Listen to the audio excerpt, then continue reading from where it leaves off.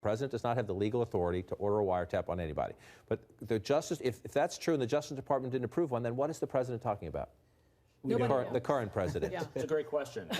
And they said that they aren't going to have any more discussions about this, but then Sarah Huckabee Sanders, the deputy press secretary, has been on morning shows the past couple mornings, saying, if this is a possibility, we need to look at it. Our friend Martha Raddatz at ABC News, I think, had a good rejoinder yesterday saying, if. The president did not say if in his tweets. He stated it as fact. So the reality here is the White House has the ability to hold a news conference, the ability to get anything out there. The reality is the administration is trying to follow his lead.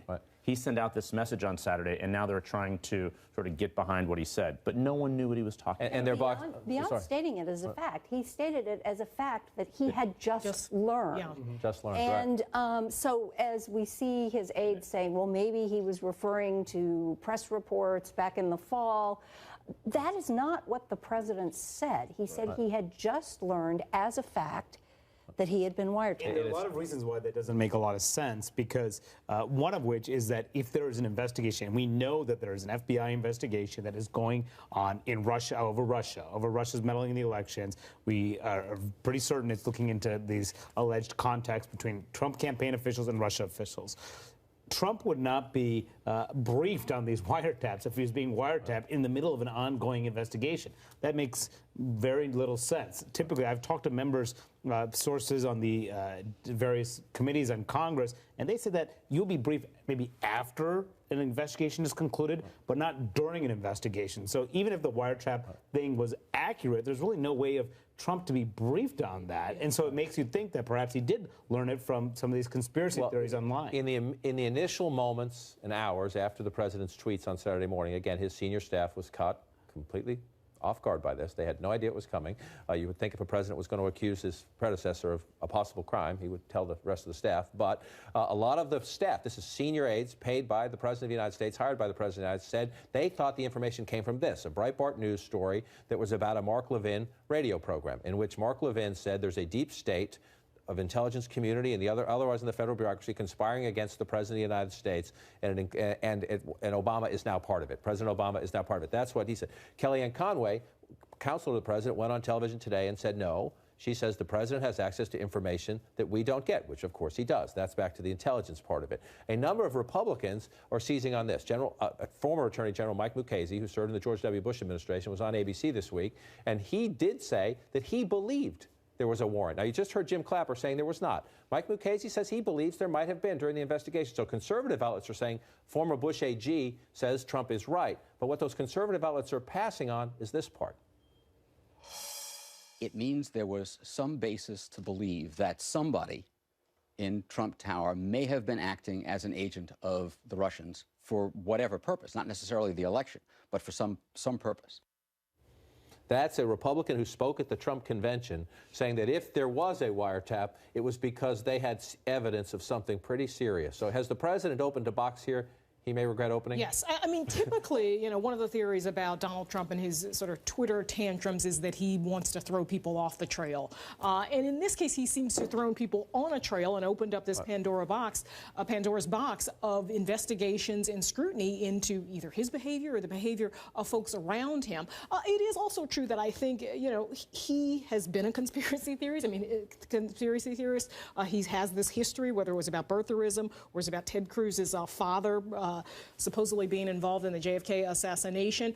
And there is an appetite on the far right for this kind of stuff. I mean, in the far right's imagination, Obama is this all-powerful sort of dictator, sympathizer with terrorists. And so I think he senses that. So you have had some folks who come out and are going to give him some cover, but largely that has been absent on the Hill. And has he undermined his own cause? We just saw the Secretary of State, the Attorney General, and the Secretary of Homeland Security come out to unveil a key policy initiative, and they didn't take questions. They walked off stage. They need to explain this to the American people. They need to explain this to the world. They need to explain it to Congress. It's controversial. But they wouldn't take questions because they know what the first question is going to be. The President of the United States signed this in secret in the Oval Office because they don't want him to be in the position, again, he doesn't have to answer them, of reporters shouting questions at him. You mentioned the Sean Spicer statement, which is both clever and laughable at the same time, in the sense that we were asking them, please give us evidence of what the President is saying about the former President. And so he tweeted and then put out a statement saying the reports concerning potentially politically motivated investigations immediately ahead of the 2016 election. Reports. So they linked this alleged Obama conspiracy, Nixonian conduct, to, quote, reports. It's not responsible. This is the White House. Neither the White House nor the President will comment further until such oversight is conducted, essentially saying, well, Congress needs to look into Obama. Right. Well, number one, those investigations on Capitol Hill were already ongoing.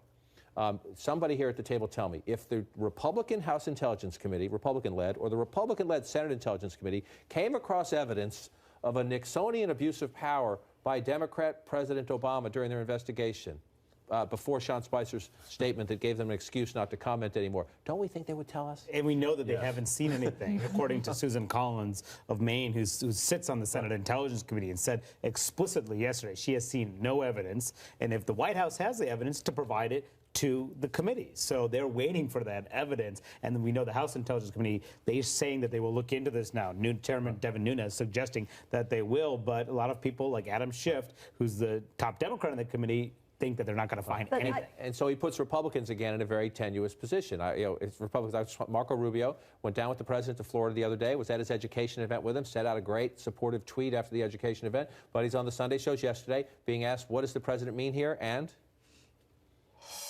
So obviously, I'm not sure what it is he is talking about. Perhaps the president has information that is not yet available to us or to the public. And if it's true, obviously, we're going to find out very quickly. And if it isn't, then obviously he'll have to explain what he meant by it. So I'm not sure what the genesis of that statement was, but well, I imagine we're going to learn more about it here over the next few days, one way or the other.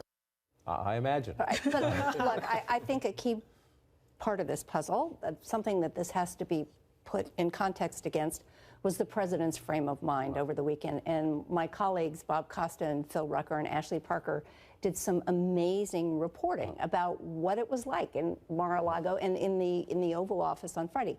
The president goes into the weekend absolutely livid that he believes Jeff Sessions should not have recused himself, that there has not been a strong enough defense of him, that they should be pushing back. And so, against that, we have these four really incendiary tweets. I think that ultimately, if it turns out there is no evidence of wiretapping, that is going to be our explanation as to why all this happened. You should work in television. That's the art of the segue.